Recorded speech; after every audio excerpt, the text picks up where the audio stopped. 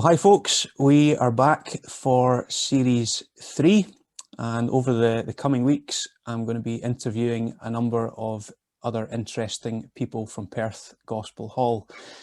So we're kicking off this series with Gillian, who's joining us today. So welcome to you. How are you doing?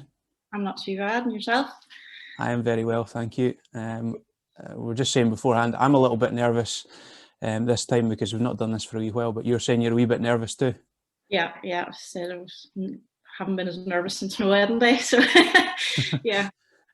It's not that bad. You've got the benefit of having at least seen some of these in the past, so you sort of know what to expect. Yeah. I'm going to put you on the spot a little bit. You have watched some of the previous ones at least. Have you got a favourite one out of the previous 2 series that you would recommend? Oh wow, you really have put me on the spot. I really like Verena Fields, and who else? Joyce and Mary, because they were involved so much with young kids, probably the same as what I have done as well. So I really like theirs too. There's some recommendations for anyone who's looking for something to do. You can find all the previous interviews on the Perth Gospel Hall YouTube channel. I think there's 16 of them in total. So if you watch them all back to back, that'll occupy you for pretty much a whole day if you're looking for stuff to do. We're recording this on a Saturday morning because you said that would be the time that's maybe quietest for you. So this is a day off from homeschooling the 3 children, isn't it? Yeah, definitely. All books are packed away, and they're away out to the park. So right, this is maybe not a good question to ask, but how's that going? Don't ask. It is so hard. I mean, first lockdown, I only had the 2 to homeschool. This time around, I have 3, plus I'm working. Chris is working from home. It's manic. It's really hard. Good sign is that you've still got the 3 children. You've not sold any of them on eBay or buried them in the back garden. Tempted on days, but not yet. Aye, good. Okay, so let's before we get to the serious bit, I'm going to introduce in this series a little quick fire round of less serious questions, just to give us a bit of an insight into the real Gillian Hamilton. Okay. Yeah. So this is just quick answers to quick questions. Anyone who's watching, if you want to play along at home, you can type your answers into the comments section. So it's an either or type scenario. So let's start with Chinese or Indian. Chinese. Is there a good takeaway out in the village where you stay? Is there any takeaway out there? You have to go. No, there's no takeaway here at all. You have to get into Dundee to get it. So there's a nice one on Perth Road. Okay, next one, chocolate or crisps? Oh, crisps.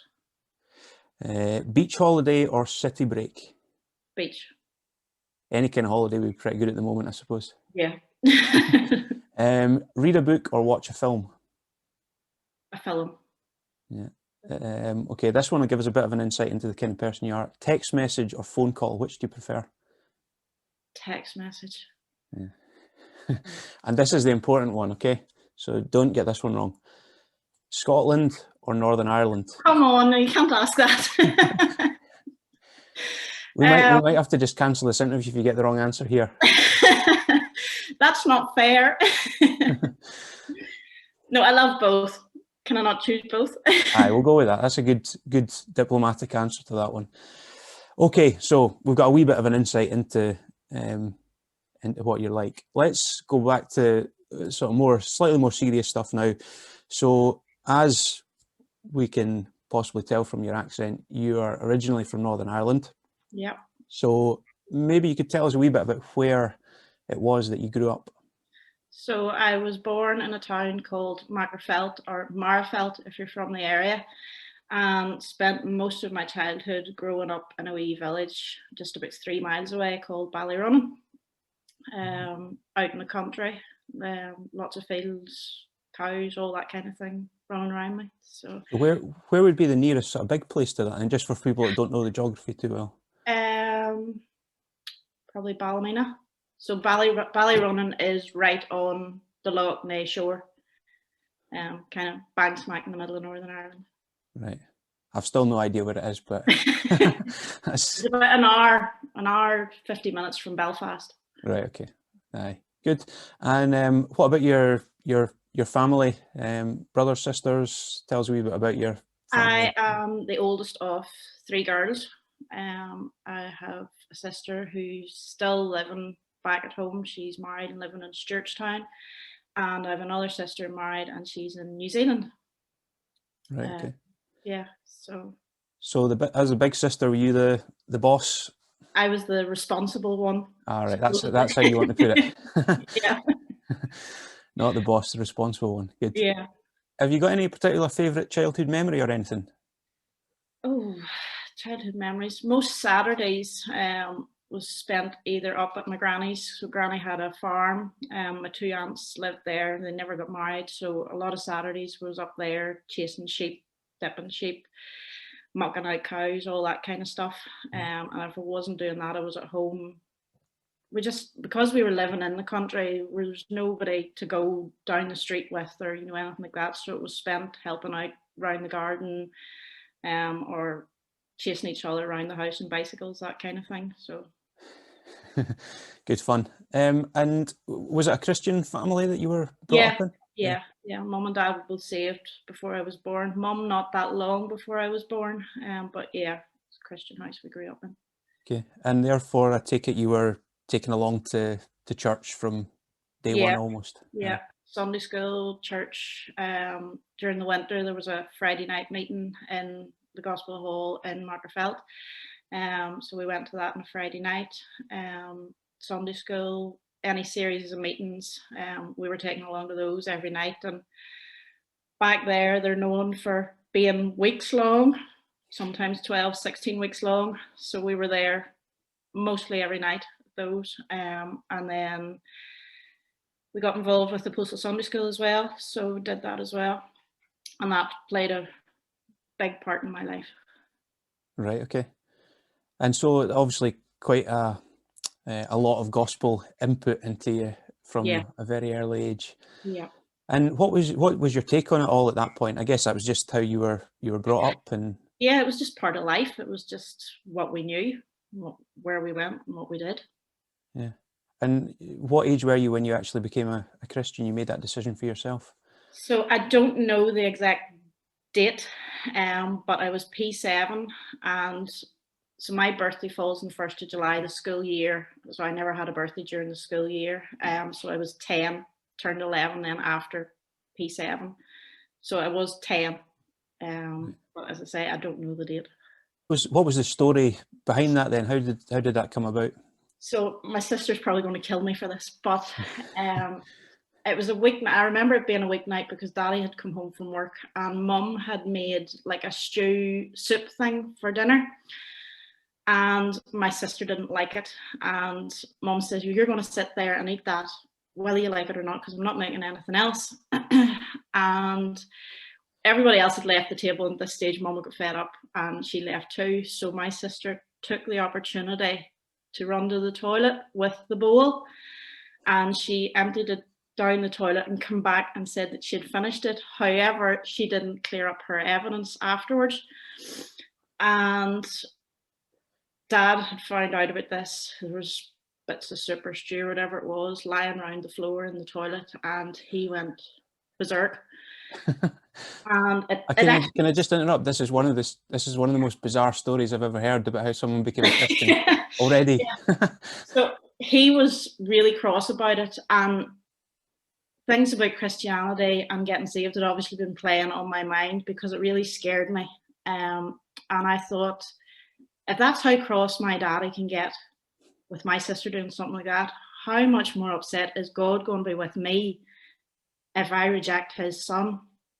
And it really got me thinking, and I put my trust in the Lord that night. It is a really bizarre way to go around it, but that's just how it happened. Yeah, wow. And I suppose, it's one of those things, you'd heard the gospel so many times, and sometimes it's just an incident, a fairly strange incident that can bring the whole thing home to you. So, wow. Yeah. It's just as well your sister didn't eat her soup that night. No, I have to thank her. Yeah, a genius idea trying to hide it down the toilet as well, but Yeah. obviously just didn't pull it off. No, she didn't clean up after herself at all. She wouldn't make a very good criminal. And so that was the moment where you personally came to faith in Christ. Can you remember much about how you felt at that time? Was it? I just remember feeling relief, knowing that my sins had been forgiven, and no matter what happened, I was going to heaven. And my mum and dad was going, and yeah, that I was safe. Yeah, great. And so you're 10 years old at that point in time. Yeah. So I guess there's not a dramatic transformation in a 10-year-old's life, No. but how did things sort of pan out following on from that? So left primary school and went to high school, and I found high school really tough. I found it really hard to go from a wee country school to this big school in the town. A lot of street savvy kids and all that kind of stuff, and I found it really hard to fit in. So much to my shame, I did backslide a bit. I started using language that was little to be desired, but the one thing I never did was take the Lord's name in vain, because I always had that respect. And it came to, I think it was about third or fourth year, and as I said, I was involved with the Postal Sunday School at that time, and they ran a camp every summer. And this particular year, it was in McGilligan, which is up near the coast, the north coast. And there was a girl there who I think you actually know, Catherine Watterson. All right, yeah. Oma, yeah. So she got saved that year, and it really spoke to me. And I remember standing up in the dorms after hearing that she had got saved, bawling my eyes out. It was really crying. And a girl, Lindsay, who was an ex-camper, now a leader, come running into the room, and she says, "Where's my sister? I want to give her a hug. Where's my new sister? I want to give her a hug." And that really spoke to me. And I was just like, I've got friends that I can, who are Christians, who I can speak to. I don't need to be changing myself and what's the word? I don't need to be using all this language to try and fit in with these people who were supposedly my friend at high school. So from then on, high school, it did get harder, but I knew that I had the Lord on my side. There was a bit of bullying started because I did take my stand. I have a phobia of feathers, which a lot of people find hilarious. And this one particular girl kept putting feathers on my seat, before going into class and stuff like that. And I did find high school really hard, but once I got out of there, the Lord brought really good friends into my life when I went to tech, friends who I still have to this day. And I guess has that been something you would say was quite an important thing then, having good Christian friends? Oh, absolutely. Yeah, definitely. Yeah. So any young people who are watching, make sure you get yourself some good Christian friends. That makes a big difference. So you leave school and you went to, you called it tech, that's college, isn't it? Yeah. What did you sort of study there? It was a GMVQ advanced business. Right, okay. Business studies, yeah.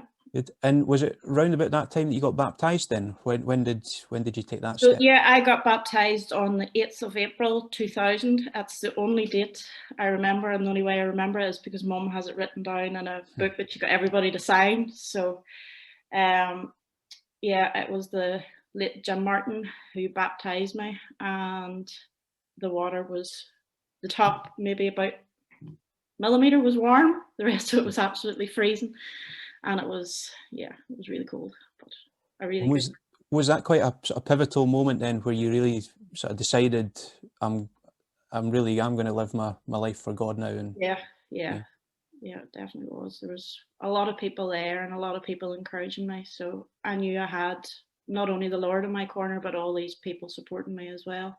Yeah.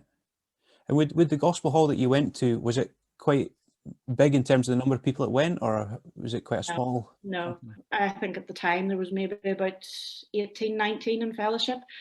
And my youngest sister was the youngest there. So we were the only young family there really at that time. Right, okay. And hence why the Postal Bible School was quite a big thing, Yeah. because I guess the camps brought you into contact with lots of other Christian friends. Right. It definitely did. Good. So you leave school, you go to college. What happened after that? What did you do work-wise after you finished up So there? after I went to college, I then went to university. Got my degree, did business studies with computing there. After that, then graduated from there, and I had a lot of jobs after uni, because a lot of them were either temporary or agency work, that kind of thing. So the majority of them was secretarial basis. Right. Yeah. Any absolutely terrible jobs you want to tell us about? Yeah, there was one. I worked for an estate agent's. When I got the job, I thought, I'm going to be going out showing people around all these houses and all these nice new houses. And the reality was I ended up sitting behind a desk, putting brochures into an envelope day in, day out. And it was awful. It was hateful. I think everyone's got an experience like that where, you know, you've had some kind of terrible job, but it makes you appreciate the good ones a wee bit more, I think. So exactly. Yeah. Okay, so at some point you met your husband Chris. Mm-hmm. Tell us a wee bit about how did you meet him? So it wasn't love at first sight or anything like that. So we were both involved with CU, or Christian Union at university, and he's going to kill me for this, but so that was held on a Thursday. Sounds like there's going to be lots of people after this interview. Yeah. So on a Thursday night afterwards, there was always somebody who hosted like a party or whatever afterwards. And one particular Thursday night, it was our turn. And afterwards, everybody was leaving, and the next thing we got all these eggs and things fired at our house. And I never found out until afterwards who was responsible. It was my parents' house. So I was obviously very protective over it. But yeah, it turned out Chris was the one driving the car who was firing these eggs at the house. But I went then, so that was second year. Third year, I was on placement, and he was second year at uni. But we kept going back on a Thursday night just to keep the contact with everybody at CU, and that's where things started to happen between the pair of us. Right. So that's just a note for it again for any young people. If you're trying to impress someone, get yourself some eggs. go and egg their house. So things obviously developed, and what was obviously, well, you met through the Christian Union, so your common Christian faith was obviously a big deal. Yeah, really big deal. He was my first boyfriend, and it was something that was really important to me. I always had the view of I was never going to go into a relationship without the view of it ending in marriage, and that's obviously what did happen for us. So. Right. Okay. And so what age were you when you got married? So he turned 23 on our honeymoon, so I would have been 22. Right, just youngsters. Yeah. Whereabouts did you stay after you got married then?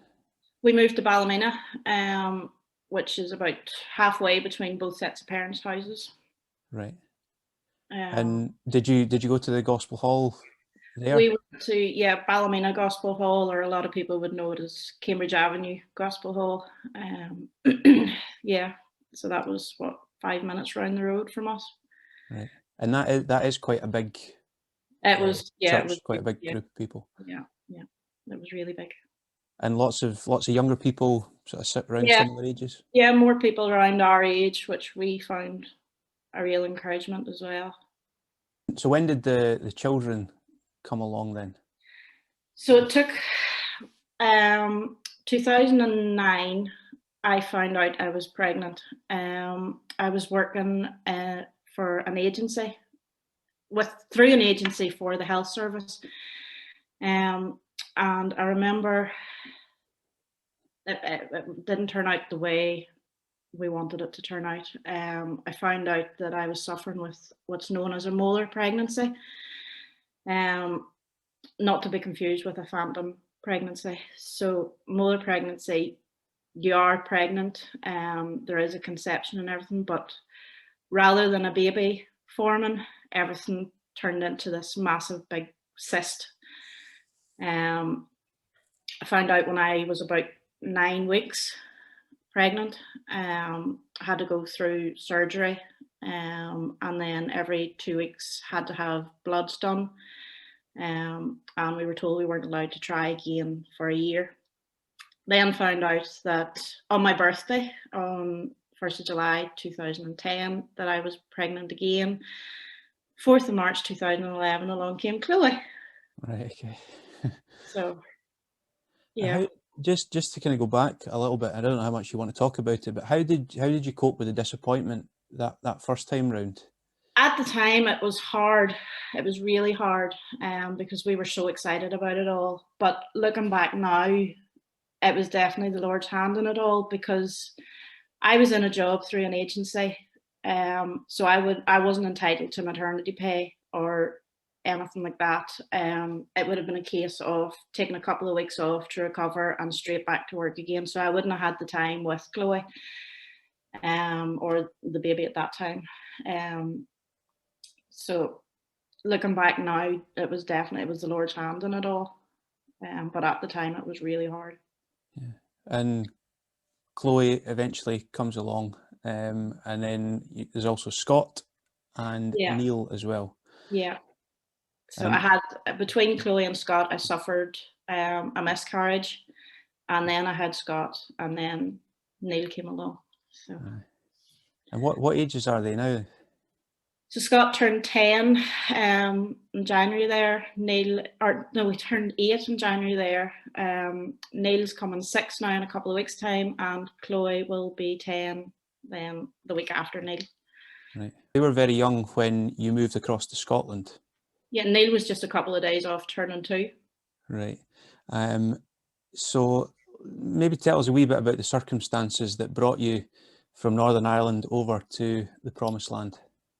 I don't know about the Promised Land, Gareth, but so Chris was working for Michelin back home in Ballymena, and they announced that they were closing, making redundancies, and the whole thing was going. I at the time wasn't working. I was stay-at-home mum with 3 kids, and obviously we were devastated. It was a good job.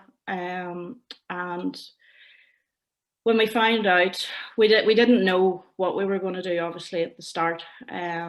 But Chris applied for jobs at home and nothing was working out. So we took that as, well, the Lord wants us to go to Scotland. And we packed up and over we came, and we're here now nearly 4 years. I guess from what you said, you came to the point of realising, well, this is what God wants us to do. And does that give you a sort of peace about the whole thing? It does. And now, I mean, obviously we would face the redundancy again when we come over here. We were over here not that long when the Dundee factory decided to close.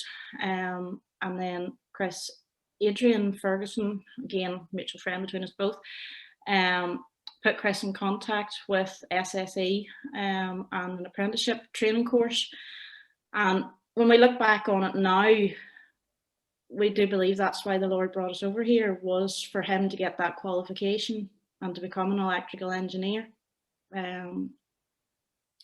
So there definitely was a plan and a purpose in it all in coming over. And I guess that's where your Christian faith gives you that perspective on things, whereas, someone else going through those set of circumstances might think, what is this all about, and how can this possibly be a good thing? The upheaval to come across for a job that after a year or so doesn't exist anymore, and then you've got the upheaval of trying to find someone else. But you can trace how God has moved in that whole situation. Yeah, hindsight's a wonderful thing whenever you look back and see God's hand in it all. Yeah, and the kids have obviously settled fairly well in Scotland. Yeah, Scott calls it his land. And Chloe has, obviously, she's very good at picking up accents, so she has got the Scottish accent. Good. That's what we like to hear. And you've obviously settled in fairly well to the Gospel Hall in Perth as well. Yeah, we love it. We do. They're our family over here because we don't have any family here. Yeah. Our closest is Carlisle. So yeah, Perth Gospel Hall is our family here. I was going to say that as well. That must be another huge benefit of being a Christian and making that kind of move, that, you know, otherwise you really would be starting totally from scratch, not knowing anybody. But as a Christian, you come across and you have this whole new family sort of ready-made that you can enter into, and you've got people that care about you and can help you out and so on. Yeah, Alison Stevenson was a big help in that, because obviously she introduced me to her mum, Frida, and then Cheryl as well, who's from back home too. So we had that mutual ground as well. She was familiar with the whole moving over and everything as well. So yeah. Yeah, adapting to the new culture and the new foods and all this stuff, and all that haggis and meat and patties and everything. this strange land. Yeah. Excellent. So how it's 4 years you said that you've been over 4 here years now on the 13th of February, yeah. Right. And the 3 kids, as you said, they've settled in well, and the 2 older ones, you had some good news about them earlier on in the lockdown last year. The first lockdown, Chloe and Scott both put their faith in the Lord, which was probably one of the best things to happen last year in a year of lockdown, if not the best thing. Yeah, something positive to take from what's been a pretty difficult year. Yeah, definitely. Excellent. And how have you found the last year? I was just going to ask you, I know that you've had relatives across in Northern Ireland who've been unwell in the past year. How's that whole situation been, being separated from it them? hasn't been easy. It hasn't been easy at all. Especially when it was my mum who took not well. That was really hard to deal with. I'm not going to get into it too much because I'll get emotional, but thankfully she's doing well now, and my aunts are all well as well as they can be, given their health problems. But yeah, that was hard. At the moment, you've got your childminding business, so you know, having 3 children to look after is not enough. You want more. It's glutton for punishment, aren't I? So is that something that's a fairly recent thing, or is that something you've done previously as well?